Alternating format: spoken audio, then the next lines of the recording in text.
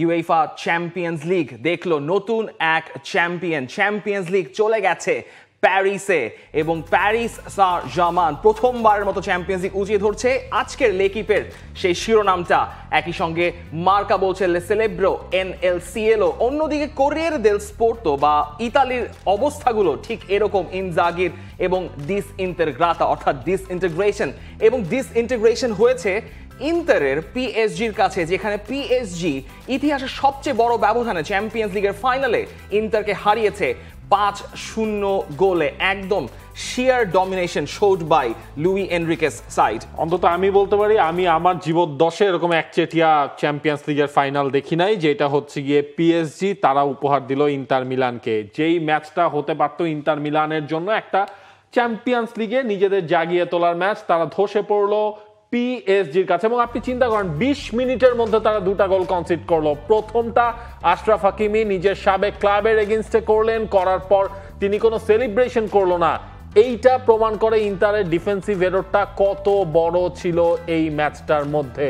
তার সেই celebration, second গোলটা করলো 19 বছর বয়সী এক তরুণ দুও, এবং তিনি যেই গোলটা করলেন সেখানেও দেখেন একটা রিফ্লেকশন কিন্তু হয়েছে, যে রিফ্লেকশনটার পর সেখান থেকে ইন্টার মিলান 2-0 গোলে তারা পিছিয়ে পড়লো।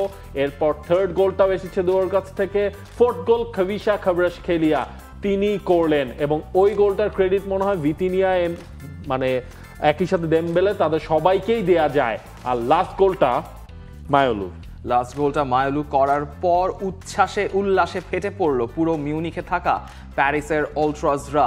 আপনি এখানে পুরো টিম পারফরমেন্সের কথা বলতে পারেন। পিএসজি যেভাবে পুরো ম্যাচটা ইন্টারকে নাছোড়বান্দার মতো ঘুরিয়েছে সেটা দেখার মতো একটা অবস্থা, এবং এই শিরোপায় নামটা লেখার জন্যই বোধহয় এত কিছুর এতদিনের অপেক্ষা। প্রিসাইসলি এই ক্লাবটার বয়স খুব একটা বেশি না, বা 50-এর একটু বেশি ইউরোপের অন্যান্য এলিট ক্লাবগুলোর হিসেব করলে। কিন্তু এই ক্লাবটা কবে লাইমলাইটে আসলো? যখন কিউএসআই এবং নাসের আল খেলাইফি এই ক্লাবটার অংশীদারিত্ব এবং মালিকানা বুঝে নিলেন আরো 11 বছর আগে, 2011 সালে। তারপর থেকে মূলত তার মিশনটাই ছিল এই চ্যাম্পিয়ন্স লিগের যেই ট্রফি অফ অনারটা আছে সেখানে তার ক্লাবের নামটা লেখানো, এবং সেখানেই for the first time Marquinhos Brazilian captain of Paris, যিনি লাস্টবার এই শিরোপা ধরার একদম কাছ থেকে ফিরে গিয়েছিলেন। নেইমার শিরোপাটা ছুঁয়ে দেখেছিলেন, তারপর নেইমার চলে গেছেন, এমবাপেও চলে গেছেন, মেসি এসেও চলে গেছেন, কিন্তু এই শেষ পর্যন্ত লুই এনরিকে, ওকাম্পস, কভারাৎসখেলিয়া, দুয়ে, দেমবেলে তারা মিলে প্যারিসকে, পিএসজিকে প্রথমবারের মতো চ্যাম্পিয়ন্স লিগ জিতিয়েছেন। মানে গতকালকে মিউনিখের মাঠে দেখে মনে হয়েছে আমরা প্যারিসে খেলা দেখছি। যে পরিমাণ সমর্থন জুগিয়েছেন প্যারিসের ভক্তরা, খেলাইফির পিএসজির সমর্থকরা, ইট ওয়াজ সামথিং। মানে মিউনিখে সবসময় নতুন চ্যাম্পিয়ন উপহার দেয়, এবারও একই ঘটনাই আমরা দেখলাম মিউনিক ম্যাজিকে। দেখেন, অথচ এই পিএসজি তারা প্রথম 5টা ম্যাচে তারা হচ্ছে গিয়ে খুব বাজে অবস্থায় ছিল। গ্রুপ স্টেজে তারা শেষ 3টা ম্যাচ জিতলো, প্লে অফ খেলে তারা আলটিমেটলি আজকের এই চ্যাম্পিয়ন হলো। আজকের এই দিনে আমার ওই লুইস এনরিকের ওই কথাটাই মনে পড়ে, যেটা তিনি বলেছিলেন যে এই পিএসজি এখন এমন খেলছে নিন্দুকেরাও তাদের ফুটবল দেখতে পছন্দ করবে, বা আপনি যদি একজন ট্রু ফ্যান হন আপনি এই পিএসজির ফ্যান হবেনই, এটাই আসলে বাস্তবতা।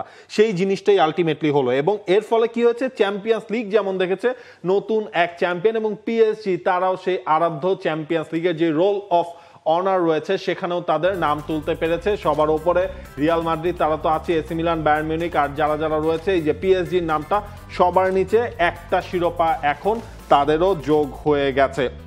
এই যে পিএসজির এই সিজনটা, এবারের কোয়াড্রাবল কিন্তু আলটিমেটলি তারা জিতে নিয়েছে, চ্যাম্পিয়ন্স লিগের টাইটেলটাও জিতলো। আমার মনে হয় এবারের চ্যাম্পিয়ন্স লিগে অফেন্সিভলি সবচেয়ে স্ট্রংগেস্ট টিম ছিল পিএসজি। আপনি নকআউটের ম্যাচের কথা হিসেব করলে এই পিএসজি সবচেয়ে স্ট্রংগেস্ট দল। পিএসজি যখন চ্যাম্পিয়ন হলো মিউনিখের ঘরের মাঠ মানে আলিয়ান্স অ্যারেনাতে, তখন এই সেলিব্রেশন শুরু হয়েছে, এবং এই এটা পার্ক দে প্রাসে নয়, এটা মিউনিখের মাঠেই সম্ভবত।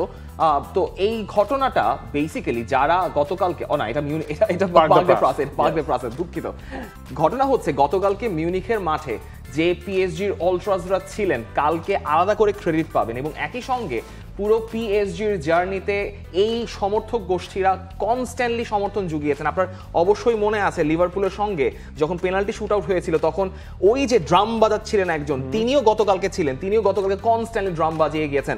লুই এনরিকের জন্য একটা আলাদা টিফো ছিল, পিএসজির জন্য টিফো ছিল, গাজা, প্যালেস্টাইন কোনো কিছু বাজছিল না গতকালকে।